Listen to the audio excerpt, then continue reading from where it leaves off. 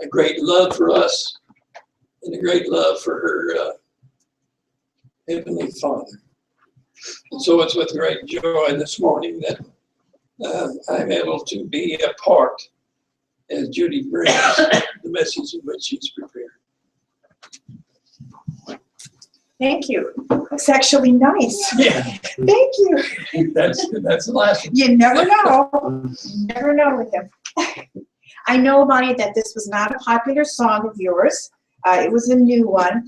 But I think it's so important, and the words were so beautiful because, you know, take the path of the disciple. That's a challenge to all of us. Take the path of the disciple. You know, enjoy that journey of new life. And it completely turns you around when you decide that, yes, I'm going to be a disciple and I'm going to take this journey. So, you know, for that reason, I'd like to introduce this new song. So sorry, Bonnie. The words were nice, though, weren't they? I think so. Thank you. And also, I want to make note of little cadence back here. You know, they sit in the back, so you can't really see, but I saw. But when you were singing Jesus Loves Me, she was doing the hand motions to it and with the Bible. She was doing it, and it was just so adorable. And I don't know if Harold, you thought I was laughing at you or smiling, but it was just absolutely beautiful. I was anyways. It was just absolutely beautiful. So thank you, Cadence. Before the Civil War, about 15% of all the currency during that time was fake. And during that time, it was unrest, but it was very hard to figure out which currency was which and how much it was and if it was the real thing. Well, today, only a tiny fraction of our currency now is counterfeit. But our government is constantly trying to stop criminals from passing off phony bills. But every now and then you hear about it. For example, and you'll remember this, a few years back, they changed the look of the $5 bill, if you remember that. Lincoln's face was a little bit smaller, and supposedly it was very easy to counterfeit the $5 bill to make it a $100 bill by bleaching it out. Now, how they could make Abraham Lincoln's face into Benjamin Franklin's face is beyond me, because one had hair and one didn't have hair. One had a beard and the other one didn't have a beard, but they could do it. And you know, I have a $5 bill here. And if you want to get some of your bills out, get some of your bills out. Let's take a look at this. But anyways, you know, this is a new, I'm trying to find some of the old ones, but I'm thinking with all those years, probably a lot of them have been taken in, you know, by the banks. And if you were lucky enough to hang on to one of the old ones, hang on to it, because it might be worth a little bit more than $5 in the future. But anyways, by bleaching it somehow or other, enlarging his face and putting like water spots on it, it was much harder now to counterfeit it. And if you take it, you know, look up, you know, you could see kind of like little spots and stuff in the $5 bill. And then, of course, I also have a 10 here. This came from my craft sale. So I got all the bills here. And if you take, you know, the 10, you know, look how colorful it is. And if you put it up to light, you know, it does look like there's water spots on that. But anyways, take a bill out. Everybody has a bill. Get a bill out of your pocket. Get your bill out, because we're going to talk about this. It's going to be kind of a history lesson here. And then with the 20, you know, you can see the spots over here and the spots in back. So that's made so it can't be counterfeited. And of course, I think the 1 has always stayed a 1, because who would want to counterfeit 1s? You know, they want the big things. They want the big ones, you know, the big ones. Dig deeper. So anyways, and we're going to talk a little bit more about this. So when they designed these, they made sure that they could not be counterfeit. But now don't put these back in your pockets, because we're going to talk about these later, okay? So just kind of set them off to the side. And also the coins. So if you have some coins, you can dig those out now, because we're going to be using those a little bit later. Now, let's get back to our theme. Because the theme is consider what is God. So when I saw that, and I thought, well, that's easy. Everything is. you know, end of story, end of sermon. That's it. You know, everything is. But in Jesus's day, it meant something a little bit different. Now, you have a little green Serendipity Bible on your edge of your seat there. So grab a hold of that. And I always enjoy listening to the scriptures be read for that day, but sometimes, you know, with my learning and my thinking, I have to see it also. You know, to hear it, you got to see it. And if there was any type of hands-on, you know, that would really be the way that I could learn something. I want you to turn to page 69. I'm sorry I don't have one up here. But we only had a few, so I put them on all the benches there. 69. Let's see, and there's an extra one in front of Harold, and there's an extra one in case somebody else wants to have one. All right, now in 69, I want you to look at Matthew 22 and verse 15. So go down to 15, and I'll read that. You can follow along. And just kind of hang on to that for a while, because we're going to go back and take a look at the scripture. It says, then the Pharisees went out and laid plans to trap Jesus with his own words. They sent their followers, or the disciples, with them along with the Hebrides.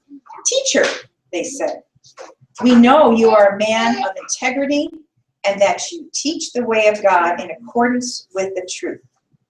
You aren't swayed by men because you pay no attention to who they are.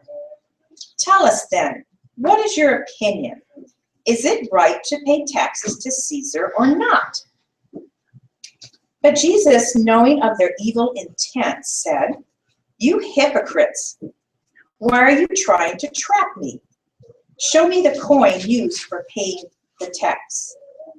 They brought him a denarius and asked them, whose portrait is this?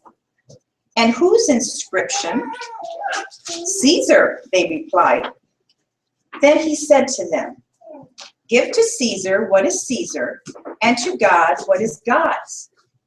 When they heard this, they were amazed. So they left and went away. Now, Jesus had been teaching and preaching, performing miracles for about 3 years now. And everywhere he went, there were large crowds just ready to hear his every word. And there was beginning to be talk about making Jesus king. Now, they were thinking if Jesus were king, there would be no power on earth that could stand against Israel. Not even the dreaded, hated, powerful Roman Empire. They could not hold them back. Israel would once again be a great nation. This is what their thinking was, that Jesus was their king. But there was one problem to that. The job of king was already taken. Judea already had a king, and the king's name was Herod. And Herod's followers were called Herodians. And they wanted Herod as their king. They did not want Jesus. So these Herodians conspired with the Pharisees. And if you remember the Pharisees, they were the teachers of the law. They were very proper, prim, uptight, and stuffy. They wore their best clothes wherever they went to make a statement that they were better than everybody else. Okay? So these two groups decided that they were going to do something about Jesus. So they asked Jesus, you know, is it right to pay taxes to Caesar or not? Now, what's odd about this question is that it was said by the Pharisees and the Herodians. The Pharisees hated Rome and didn't want to pay taxes to the Roman Empire. And the Herodians wanted better relationships with Rome. They wanted kind of to be, they were Herod wannabes. So the only reason that they joined forces was because they both hated Jesus more than they hated themselves. And they wanted him to be destroyed. Now, if Jesus answered that the people had to pay their taxes, then the Pharisees could condemn Jesus and say, well, he's a friend of the Roman government. But if Jesus replied that the people should not pay taxes, then the Herodians would go back and squeal on him, and he would be arrested because it was against the Roman Empire. So they set the perfect trap. They knew that Jesus was a rabbi, and rabbis always tell the truth and they answer questions, the best that they can. So this was a no-brainer that this man would answer them, that he'd have to answer them. But just to put a little extra honey on it, both of these groups who hated Jesus said, teacher. They called him teacher. That's a word of respect. They didn't respect Jesus, but they just wanted to dab a little honey on it. And it says, according to the truth. And you aren't swayed by men at all. You pay no attention to what they think. You only speak what you think is the truth. So tell me what's your opinion. And then they kind of probably smiled to themselves and says, we got him. We got him. One way or another, we got him. Well, Jesus would have been putty in their hands if he'd have been a regular rabbi, an ordinary rabbi. But there was nothing ordinary about Jesus at all. Now, we're told in the gospel, and let's turn in page 93 in the books, in the Serendipity books. And this is just the New Testament. It's kind of like a study Bible, which is kind of nice. 93.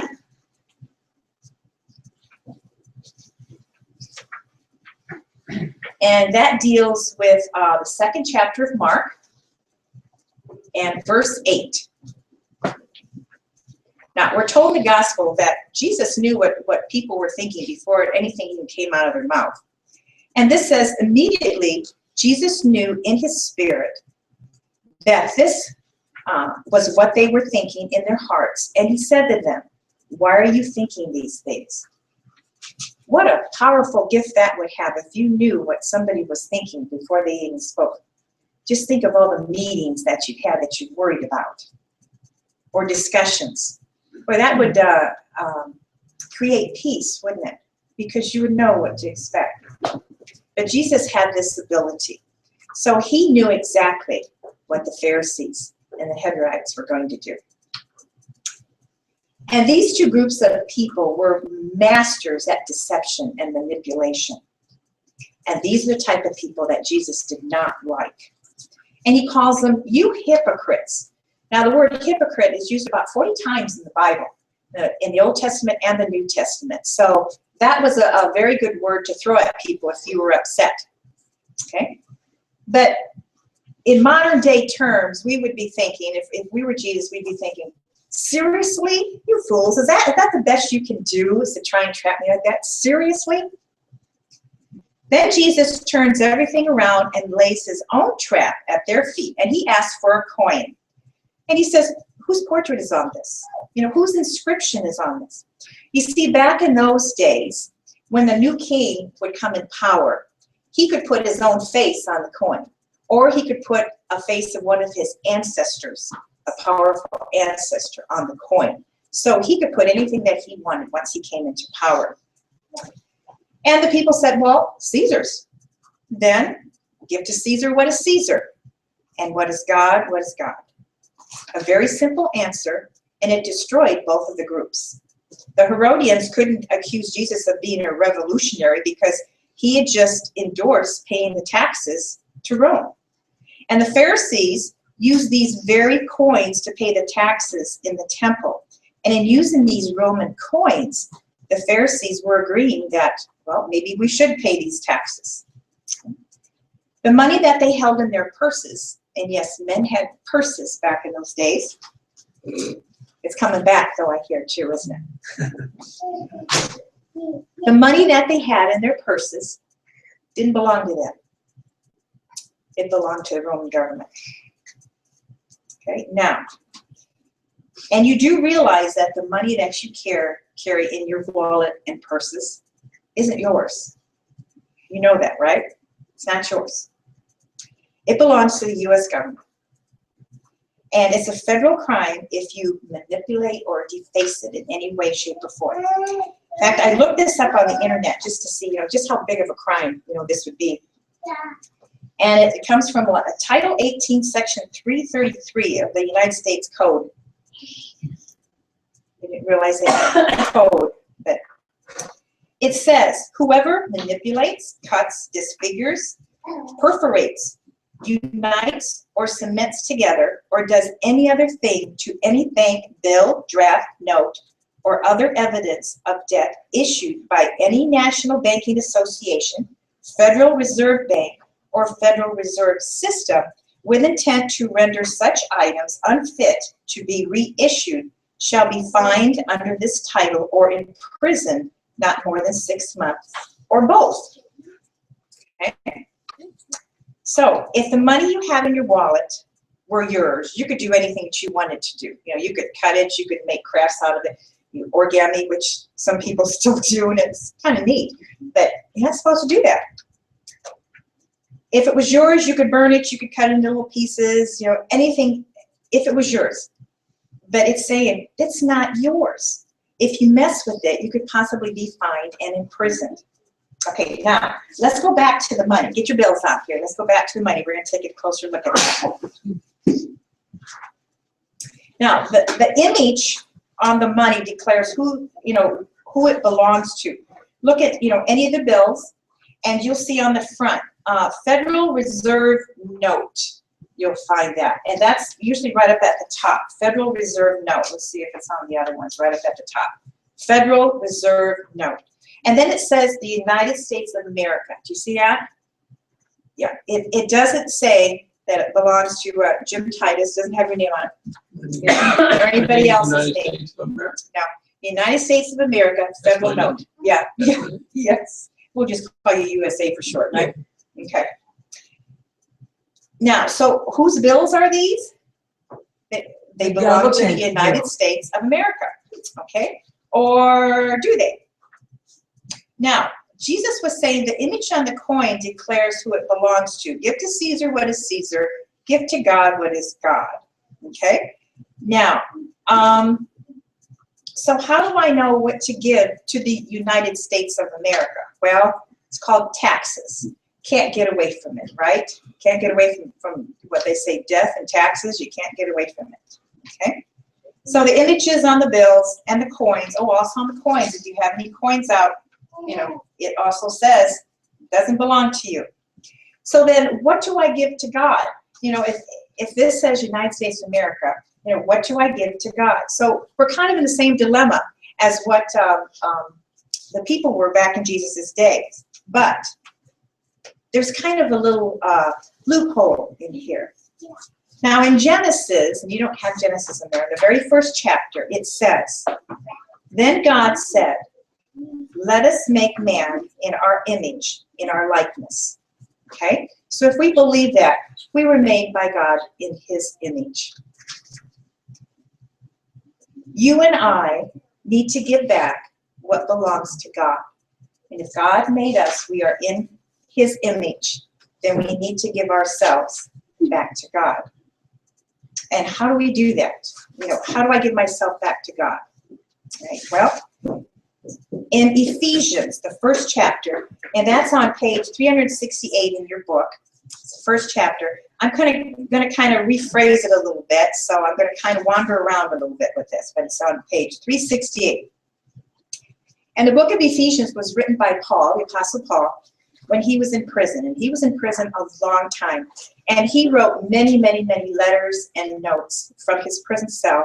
And then he would have messengers that would go and take these letters to certain groups of Christians to give them hope, to give them encouragement, to give them direction and guidance. And he says this in his writing. We were also chosen to belong to him. God decided to choose us long ago in keeping with his plan. He works out everything to fit his plan and purpose. We were the first to put our hope in Christ. We were chosen to bring praise to his glory. You also became believers in Christ. That happened when you heard the message of truth. It was the good news about how you could be saved. When you believed, he marked you with a seal. Do you hear that? When you believed, he marked you with a seal. The seal of the Holy Spirit that he promised. The Spirit marks us as God's own. We can now be sure that someday we will receive all that God has promised. The Spirit marked us as God's own. This is marked. It says it belongs to the United States of America. We are marked by God as being His. Having believed in Jesus, and that qualifies all of us. We're here. We can't get away from that. We believe in Jesus. We could go out tomorrow, never enter this building again, but we know Jesus. We believed in Him. Okay? We can't run away from Him. He put His image inside of you. He put His image inside of me, and we belong to Him. God made this world for us and everything in it. And He made this world in such a way that we can get our shelter from this earth. We can get our food. We can get our water. Everything that we have on, our clothes, the pulpit, everything came from materials that came from this earth. And God made this earth. He made it for our enjoyment. He made it for our beauty. Even the coins and money that we have right here came from materials from the earth. And all belongs to God. So the money here is kind of a two-way street. Yeah, it belongs to the United States of America, but it came from the earth. The earth was made by God. Everything was God's. We give back to God what is God. So let's take another a look at our bills here. And if we turn it to the back of any bills that you have, it says 4 words. What are those 4 words? In God we trust. Right, in God we trust. Isn't that fantastic? In every single bill that you have, it's going to be those same 4 words. Every single bill. Now let's take a look at your coins. Get your coins out. Doesn't matter which coin. Whether you have quarter, nickel, dimes, get them out. Faceless? I don't think so. I don't know. I don't know what it says on those. I don't know. It doesn't say that. Doesn't say that though. No. Get your coins out. I don't have coins. Mama's got it all by them. Oh, Mama's got it. Okay. All right, now, on the front of every single coin, I know it's kind of hard to see, but it has the word liberty. And then it has those same 3 words. And those words are what? Are 4 words. In God. In God we trust. Every single coin, every single bill, it says, in God we trust. So then we're kind of asked the questions, okay, give to God what is God's.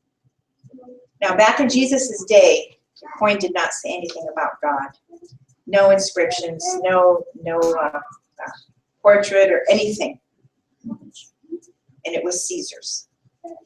Okay? As U.S. citizens of the United States, we have a responsibility to pay our taxes. Let's just look at our city.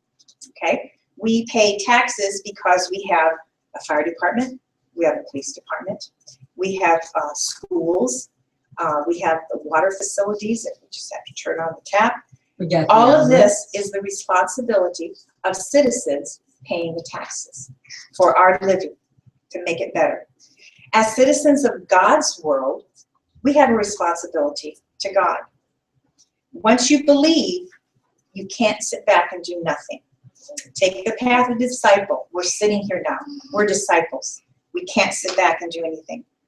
Our blessings from God are the 3 T's. What are the 3 T's? The things that we have. 3 T's. Time, talent, and what the pirates always wanted to find. Treasure. Time, talents, and treasure. Those, we passed it. Good. Time, talent, and treasures. Those are the blessings that we have. And what are our blessings other than that? Well, we have our family. We have our jobs. And from that job, if we do a good job, we get paid. And with that money, we're able to have shelter and clothing and food and be able to give back to the city that provides for us and also to give back to God. So when Christians are convinced that it's God's will to do something good, they can't sit back. They have to do it. It's like filling the globe here for St. Jude's. That is a very important message that we're sending, because childhood cancer is a horrible, horrible way for children to live. And we feel obligated to do something about it. So we're filling our globe. Okay? Another one with our envelopes. If you don't have an envelope, I have extras. Envelope, envelope. I want you to see the envelopes. I want you to look. You have an envelope? Envelope? Envelope? Do you have an envelope? Nope. Okay, there you go. Envelope? Okay, Jim's got mine. There's got your envelope. Okay, there's one here. Do you have an envelope? Okay, there we go.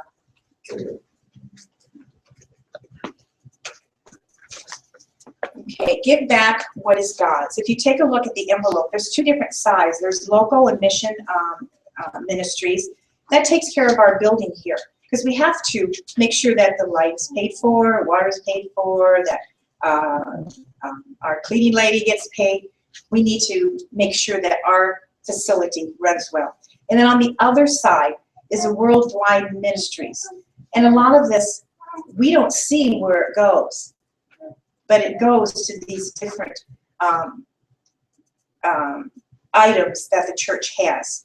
Now, when I fill mine out, just personal preference, I like to give half and half, half to my congregation, and then I always put half to where it's needed, because I don't know where the real church really needs it. Do they need it to send missionaries out? Do they need it to pay their secretaries? I don't know, so I put it there. Now, I know as a personal choice, I'll pick on you. The Tituses like to put it in abolish poverty and end suffering. That's their favorite. And that goes to many, many different countries. And one way, and I don't know how many of you have read the Herald, but in this month's Herald, there's an item about the Ukraine situation. And I know some of you get the Herald and some of you don't. And there's, I think, like 4. I want to pass up to those that might not have it. Anyways, here's the World Church continues amid tragedies in Ukraine. The Community of Christ does have congregations that are in the southeast corner of Ukraine, which means they're being bombed. Our church buildings are being bombed. And in this particular item, we lost one member of the Community of Christ. He stayed behind, sent his family to safety to live with family that was out of that area. He stayed in his home to prevent looting, and his house was hit, and he passed away. And this was, one of our own. And I know that up there in this part right here, it didn't really show up too well, but it says how to help is to give to the worldwide ministries. So you see, being a disciple of God, we have a lot of different things that we can do. Our time, how do we spend our time? Do we spend our time, in front of the television or on a computer or with games? How do we spend our time? That's one of the gifts and blessings that we have.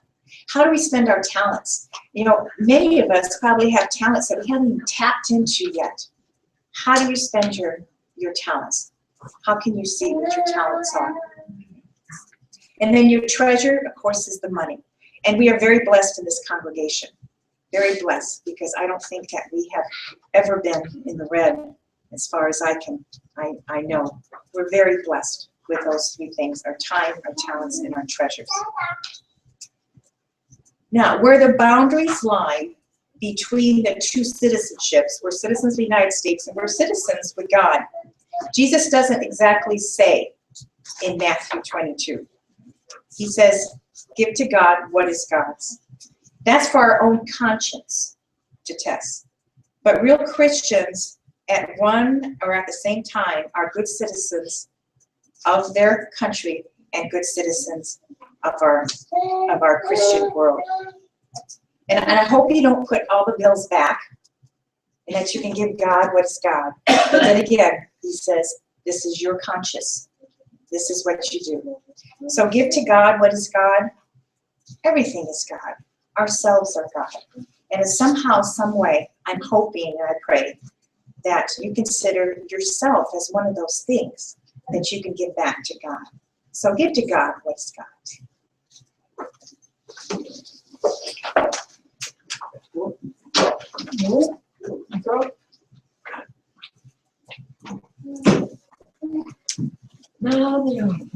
Now, this is the part where we talk about giving to God. But don't you think Judy has already done a beautiful job of it?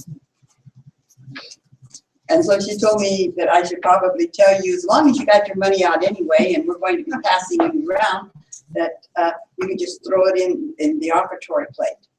But then if you've got out a 20, that may not have been what you were planning on giving at that particular time. So I leave that to your own discretion. One thing, as Judy was talking about, has any of you ever taken a penny and laid it on a railroad track? Yes, ma'am. And had them run over it and you'd have this squashed penny? We could have been arrested. 6 months in That's jail. against the federal. Right. That's Six why months. we left Oklahoma and came to Texas. They were looking for you. All right. So looking for you for that stunt. Don't do that here in the United Until just a few years ago, I still had that. I don't know what happened. But, and if you laid a nickel on, it didn't turn out as well as the pennies, but that's okay. Anyway,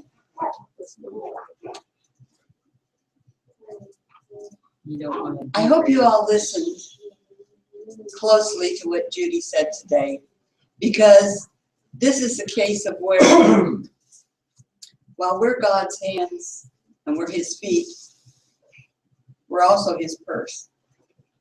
We're also His money. We're also the means by which the Lord can do great things upon this earth. And in the Doctrine and Covenants, it said, as our church was being formed or restored, that first bring in the wise and the learned and the rich. And I've always thought that was profound, because how do you send people out if you don't have the money? How do you establish congregations if you don't have the money? How do you maintain congregations like our little place here? You think it's not very large, but it takes money, not just for the utilities, but the upkeep. And while we volunteer to do many things like mowing the lawn and taking care of things, don't we, David? Yeah. We also hire a lot of things done when we need electrical work, or when we need things done that need the professional. And we've been so blessed because we've had enough money to take care of these things. And we've had enough money when Los Fresnos has had needed help to be able to help them. When young people were going to camp, to be able to help them. So we've been able to stretch. And I know we will continue to. And one thing I want to say, when Judy was talking about the Tituses on their Mission Ties give to the abolished poverty and suffering, because I think that's so important, that's not Jim. He gives his part to pursue peace on earth. So I did mention that for you to get that straight.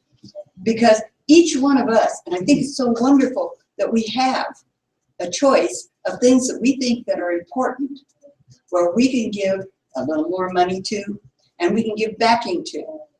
And so we do that each month, and drive real crazy because we give our check each week on the count of we think we should.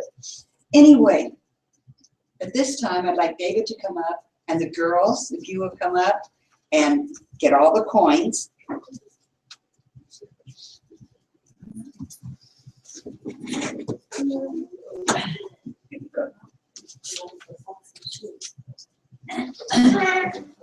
Here they come.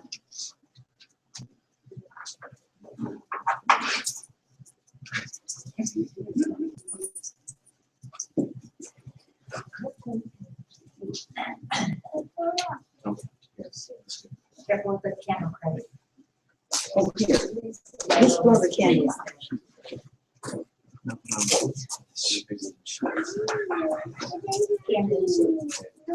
Here, put it back in there.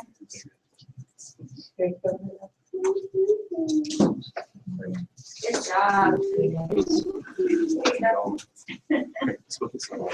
Cadence. Cadence. Camden Ryan. Yep. Kate. No, Katie. She's got her system now. You're welcome. Yeah, I'll go back for those. Oh, she's gonna go put it in the. Wait, she's gonna go she's put got it in hands the- full. Let's go, Cam. What do you say? Over here. Camden.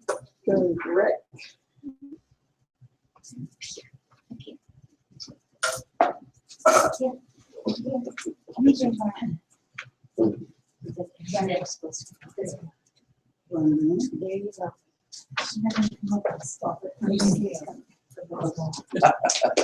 This is a very serious part of the offertory.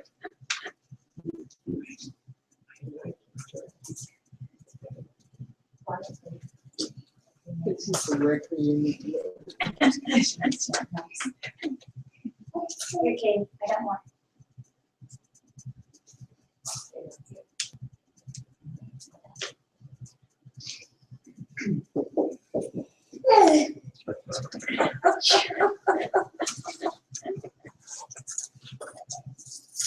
Jenny's sitting over there in that bus. Are we pretty much to the putting in stage? All right, will you pray with me? Our beloved Heavenly Creator, bless these people for their kind hearts and their generous spirits. We pray that these things that we've been given, time and talent and money, will be pleasing in your sight. Thank you, dear Lord, for being there for us. In Christ's sacred name, amen. Amen.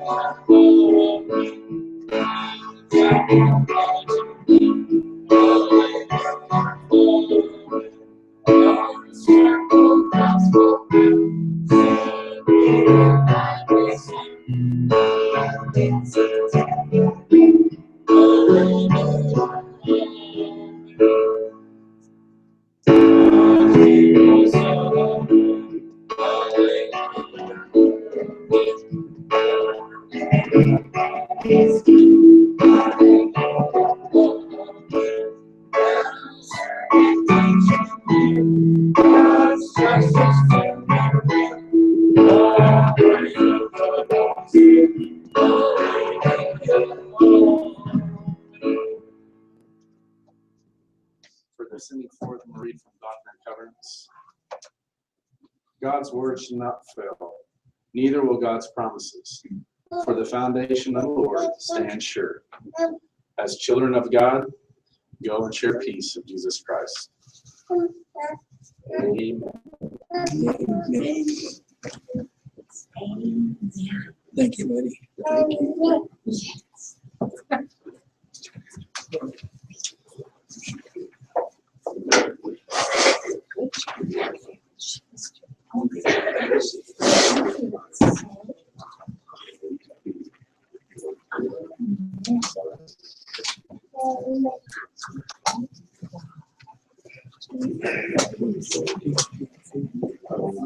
What's she gonna say now?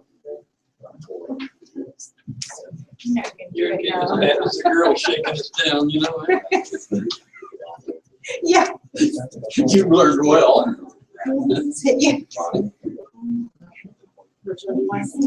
He says, forget it, I'm not gonna do it now.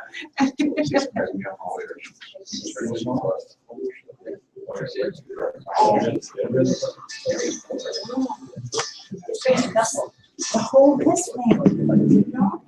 The whole this way. Now, I asked him to here first, I'm here too. But the words were. Bring them up here first. Got your song on it. Which one did you want to sing? Which one did you want to sing?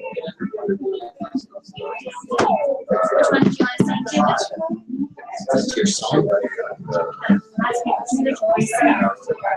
Just supposed to play just once. I thought you did called it worship.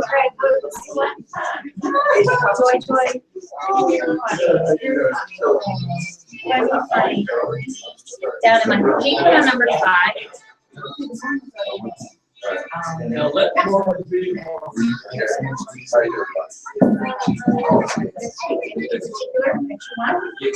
What? That one, Cammy?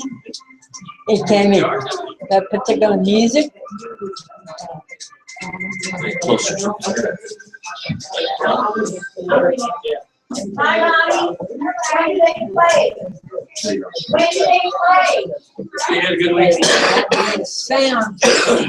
No, leave it there. By myself, so. Not bad. That's nice. They'll be back here. You put back on 5, correct?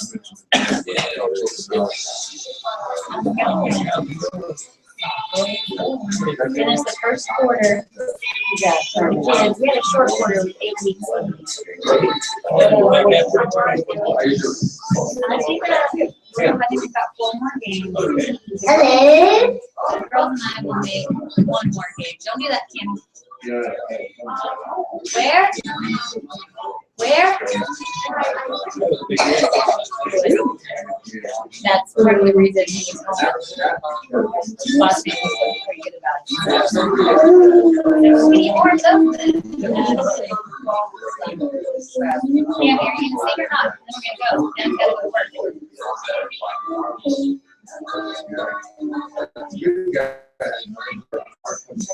Right.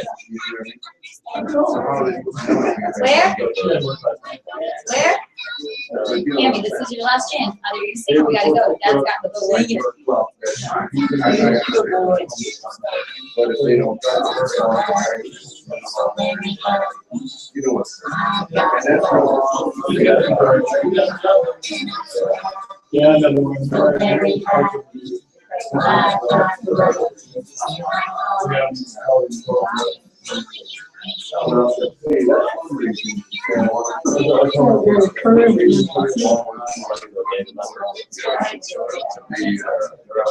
Where? What? Cadence. Where?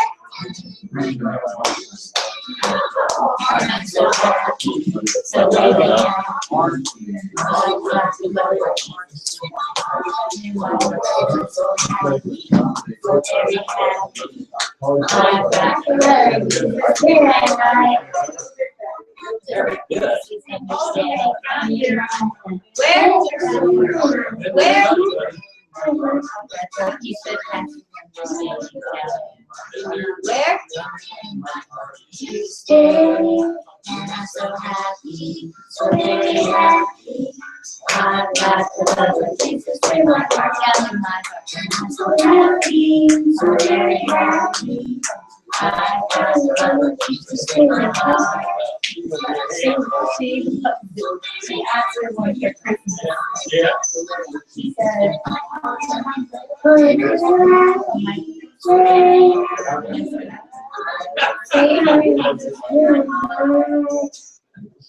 Yay!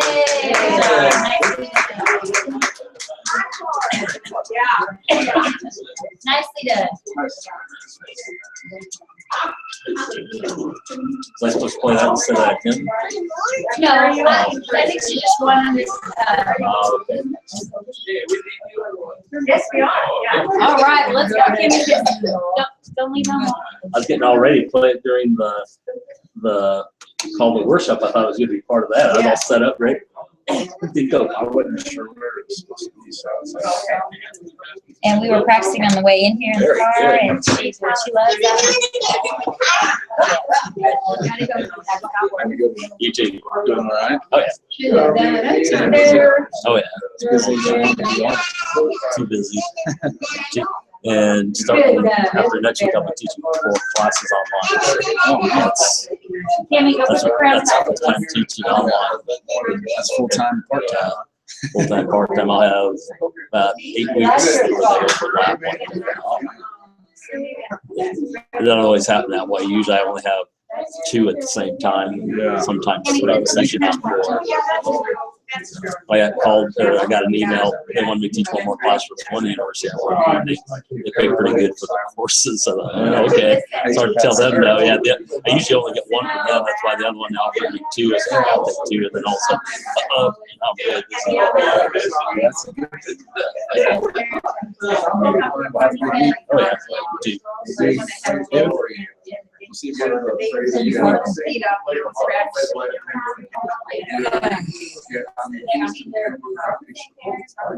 I guess you gotta put everything back up.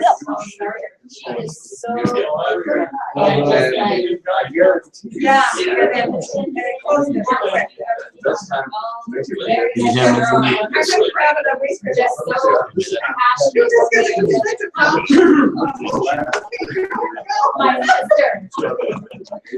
Yeah. Good. How did we get Cynthia? She is. I was right on my ears, like, maybe 4, but first time in the car.